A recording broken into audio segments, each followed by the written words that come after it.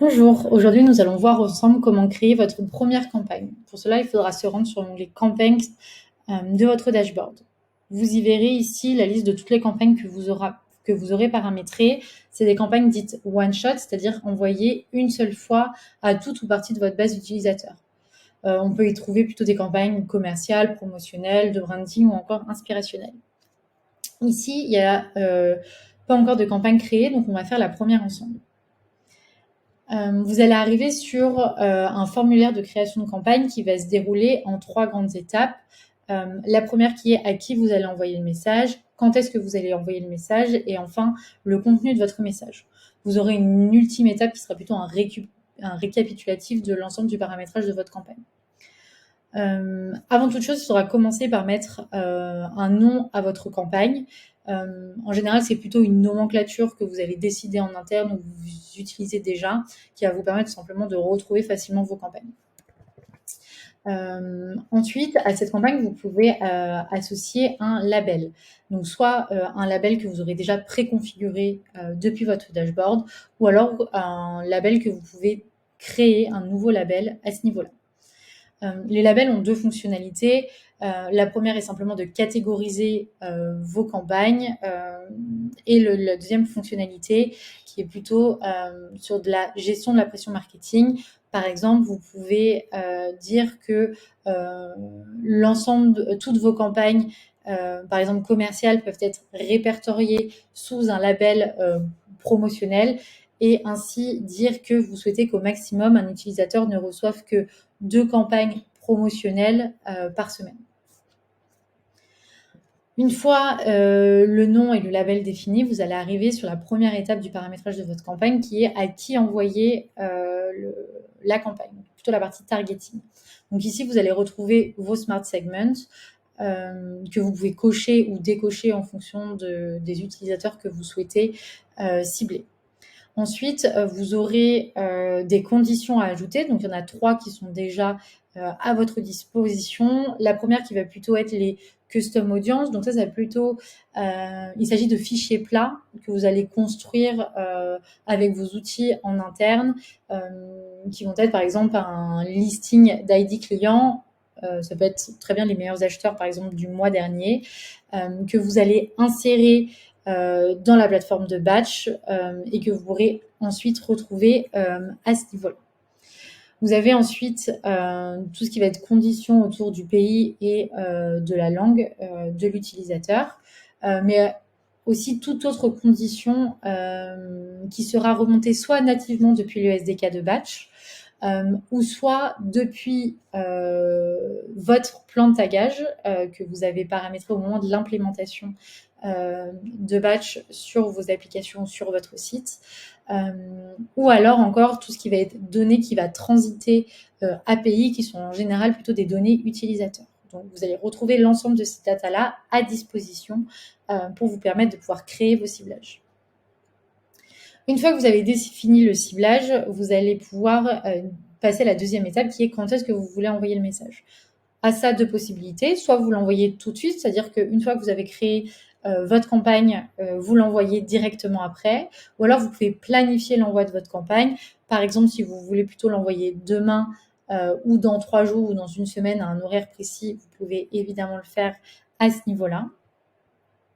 Et vous aurez aussi la possibilité de cibler soit en local time, donc vraiment en fonction du fuseau horaire du pays, ou soit plutôt en global time.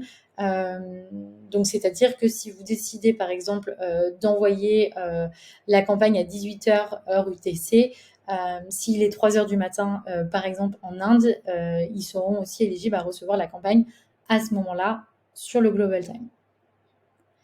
Une fois la deuxième étape paramétrée, vous allez arriver sur la troisième étape qui est plutôt le contenu de votre message. Donc à ce niveau-là, vous allez voir, vous avez l'ensemble des étapes pour mettre en place le message que vous souhaitez envoyer à vos utilisateurs. Donc vous pouvez mettre un titre, mais également un contenu au sein de votre message. Celui-ci, par exemple, hop, je colle le message que j'avais déjà préconfiguré. Y ajouter une image. Et également ajouter un lien de redirection. Donc ce lien de redirection va vous permettre au moment du clic sur le push de rediriger vers une page de votre application, une page de votre site. À ce niveau-là, il sera très important aussi de traquer vos liens de redirection afin que les performances remontent dans vos outils d'analytics.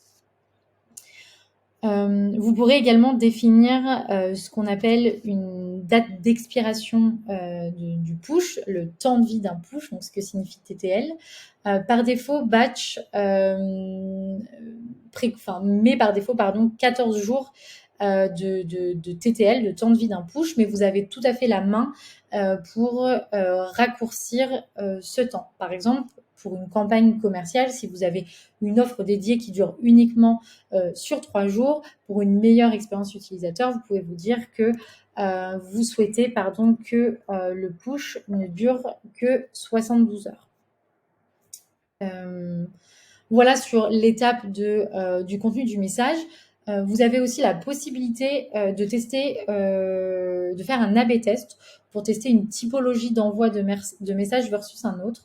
Donc, vous voyez, quand j'ai cliqué sur le petit bouton, le call to action A/B test, vous avez une version A que l'on vient de remplir et une version B qui vient de s'afficher, sur lequel vous pouvez aussi tester et visualiser.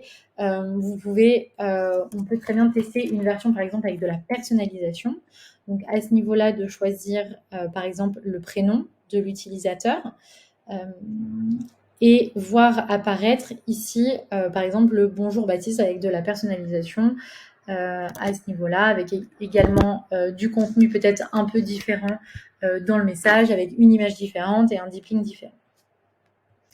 Vous pouvez également vous envoyer une campagne de test, un BAT, assez essentiel avant l'envoi de la campagne pour vous assurer que tout est OK dans le paramétrage de votre campagne et d'avoir un premier aperçu. Vous pouvez directement enregistrer vos devices ou alors vous envoyer un push sur un device pas forcément enregistré au travers de soit d'un custom user ID, d'un installation ID, etc. Afin de pouvoir tester l'envoi de votre push. Et enfin, on arrive sur vraiment l'ultime étape qui est plutôt un récapitulatif de l'ensemble du paramétrage que vous aurez effectué, qui est ici à qui, encore une fois, on retrouve les étapes du targeting, à qui vous allez envoyer le message, quand est-ce que vous allez envoyer le message, plutôt la date ici avec l'horaire, et aussi le contenu de votre message. Une fois que vous êtes d'accord et aligné avec ce que vous avez paramétré, vous n'avez plus qu'à cliquer sur Save and Run pour appliquer l'envoi de votre campagne. Merci beaucoup.